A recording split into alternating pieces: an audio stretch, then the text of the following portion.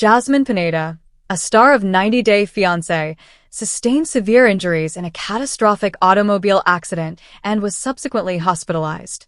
Jasmine Pineda, a prominent figure from the reality series 90 Day Fiancé, is hospitalized with severe injuries following a fatal automobile accident. Her condition is reported to be quite severe. Jasmine's present partner, Matt, is hospitalized and is attentively observing each of her updates. He is profoundly apprehensive and remains by Jasmine's side throughout. Simultaneously, Jasmine's former spouse Gino unexpectedly arrived to see her at the hospital. Nevertheless, Matt reacted unfavorably. He prohibited Gino from entering the hospital. Consequently, a fairly strained situation emerged there. Medical professionals are presently monitoring Jasmine meticulously. Supporters are conveying prayers for her on social media and expressing hopes for her swift recovery.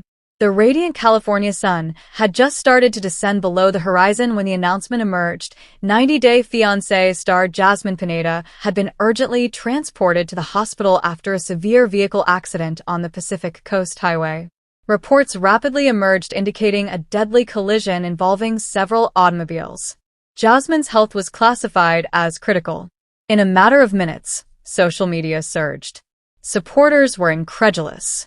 Merely hours prior, Jasmine had shared a beaming selfie with her present partner, Matt, accompanied by the caption, "Grateful for every moment." The ensuing catastrophe was unforeseen by anyone.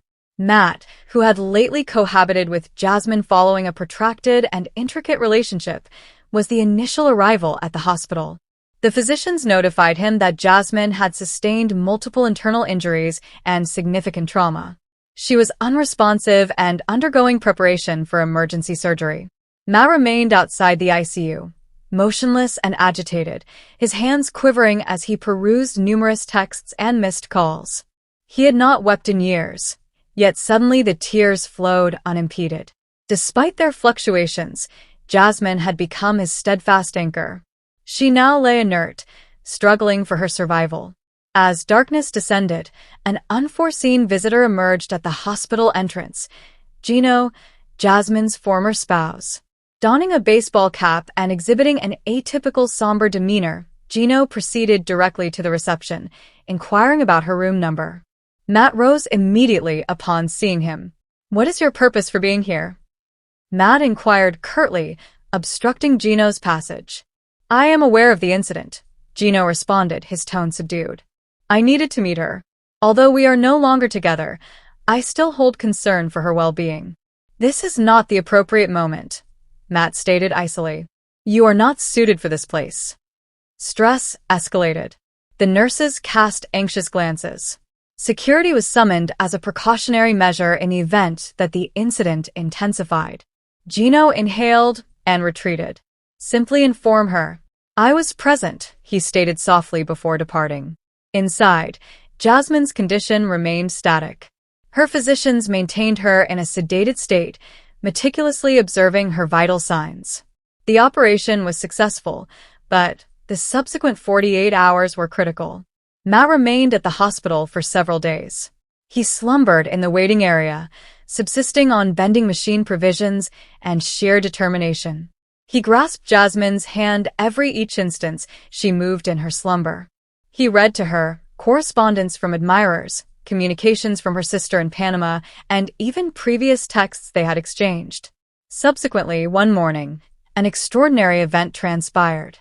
Jasmine awakened. It was a languid, perplexing time. Her vision was obscured, and her throat felt parched. However, she was alert. Matt wept uncontrollably. He activated the nurse call button and murmured, "She has returned. She has returned." In the ensuing days, Jasmine gradually recuperated her vigor. She recalled little regarding the accident, merely glimpses of squealing tires and fragmented glass. However, she recalled Matt and his unwavering presence beside her.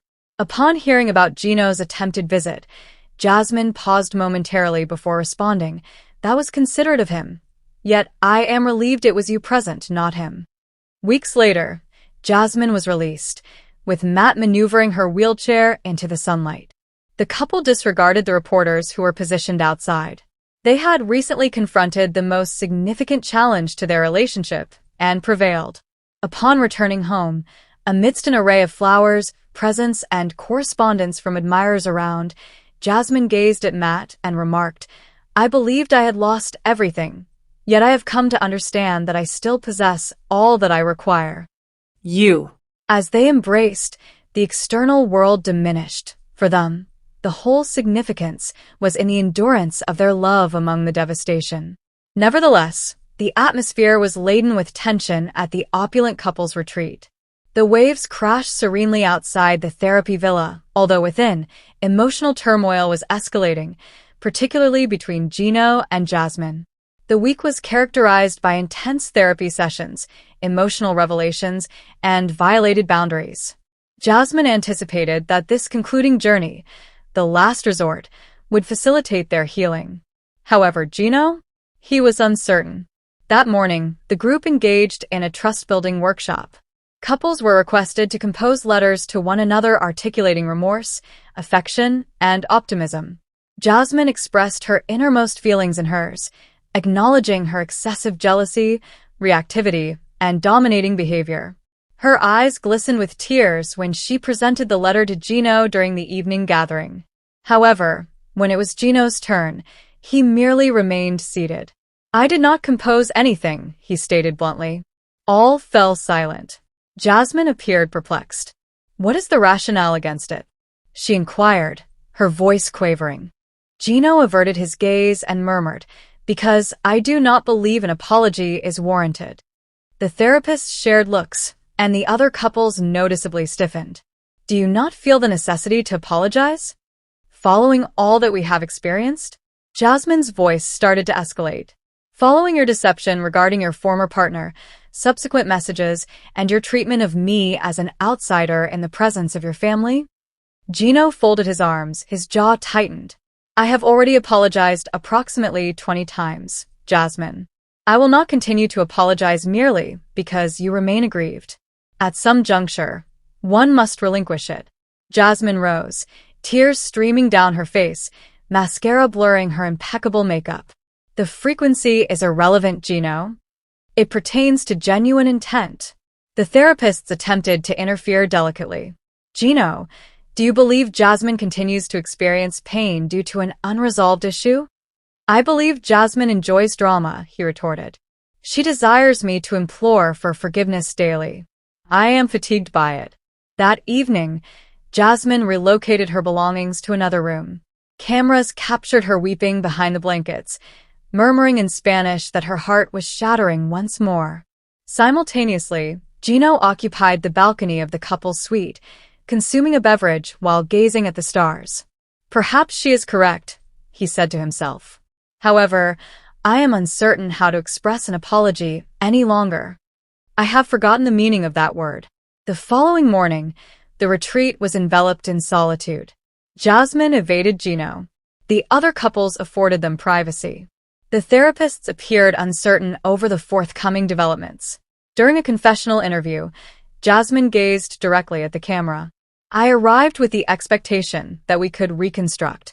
How can one reconstruct a relationship with an individual who will not acknowledge the pain they have caused? As the conclusion approached, the paramount issue persisted. Could a love so fervent endure without a singular word, sorry? Had Jasmine ultimately hit her threshold? Nonetheless, Jasmine Pineda perched on the side of the motel bed, her gaze fixed vacantly on the floor. Gino Palazzolo stood several feet away, anxiously readjusting his distinctive baseball cap for the third time that morning. The stillness in the room was excruciating, laden with unexpressed frustrations. They arrived at the last resort in a desperate endeavor to salvage their love. However, after merely 3 days of therapy, the fissures in their relationship had expanded significantly, particularly in the bedroom. "We must discuss this, Jasmine," Gino finally stated, his voice trembling. She raised her gaze gradually, her eyes keen. "What should we discuss? That you consistently evade intimacy? I feel as though I am sharing a bed with a roommate rather than a fiancé." Gino's visage reddened with humiliation. "It is not that I lack desire. I merely experience pressure." It seems that whenever we approach intimacy, I become paralyzed. Jasmine rose and began to pace the room. Do you believe I am impervious to pressure? Do you believe I do not require emotional connection as well? This transcends mere sexual activity, Gino. It pertains to the manner in which we establish connections. Recently, we have not been connecting whatsoever.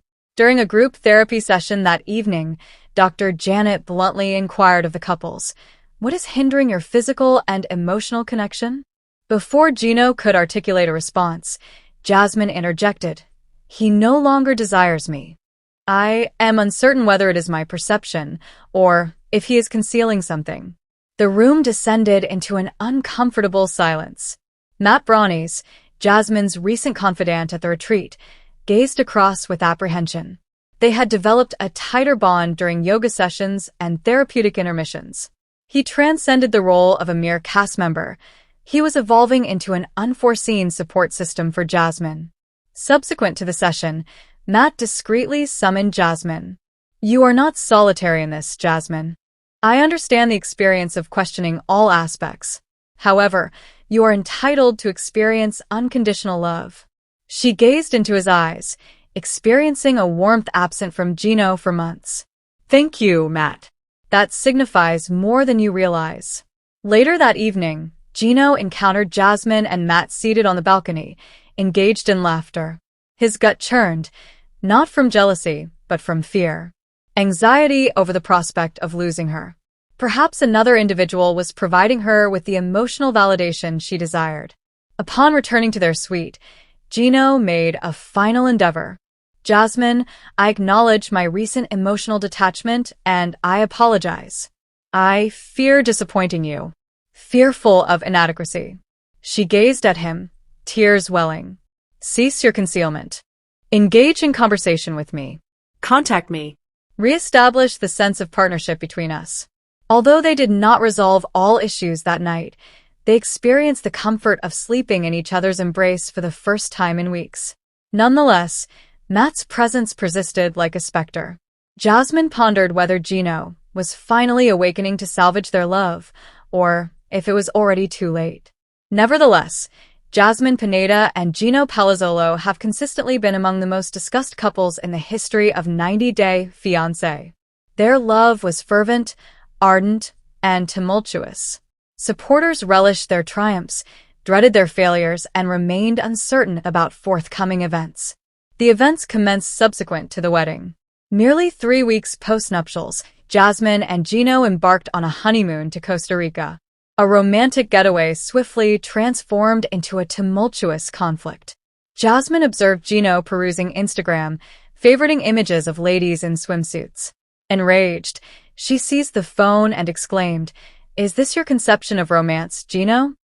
While I am seated here, you're preoccupied with observing unfamiliar individuals." Gino, exasperated and trapped, retorted, "I merely like to photograph. I am not engaging in deceitful behavior." However, for Jasmine, it constituted a betrayal. She exited the resort in tears, and they were silent for the remainder of the night. The genuine tension erupted in Michigan. Jasmine uncovered that Gino had clandestinely revised their prenuptial agreement, resulting in her receiving less assets in the event of a divorce. Experiencing betrayal once more, she confronted him during dinner in the presence of his family. "Do you believe I am a gold digger?" she yelled, scattering the papers across the table. "I relinquished my employment, my homeland, everything for this?" Gino's sister attempted to intercede, but Jasmine retorted, "Refrain from involvement, unless you desire a share of this as well." The dinner concluded in turmoil, with Gino departing and Jasmine weeping in the vehicle. A significant conflict arose when Jasmine informed Gino of her desire to conceive within the year. Gino, nonetheless, exhibited reluctance. "I am unprepared to assume the responsibilities of fatherhood. Not at this moment. Stability is our primary requirement." However, Jasmine was unyielding.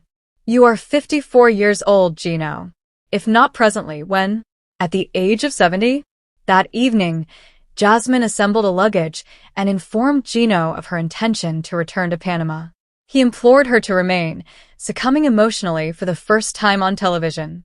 I wish to retain you. I am simply apprehensive. Jasmine's demeanor softened, however her faith in him deteriorated more. Just when fans seemed the situation could not deteriorate further, Jasmine discovered a suggestive message from Gino's former lover. The message was implicit, yet sufficient. What is the reason for her continued communication with you via text? Jasmine insisted. I did not reply, Gino asserted. She has just messaged me. However, the harm was inflicted. Jasmine alleged that he engaged in emotional infidelity and threatened to initiate divorce proceedings. Cameras recorded her exclaiming to producers, I cannot coexist with a man who deceives with a straight face. In a fervent effort to salvage their marriage, the pair participated in a couple's retreat showcased on 90 Day Fiancé, the last resort. Their sessions were intense and dynamic. Jasmine alleged that Gino exhibited emotional detachment. Gino alleged that Jasmine exhibited dominating and theatrical behavior.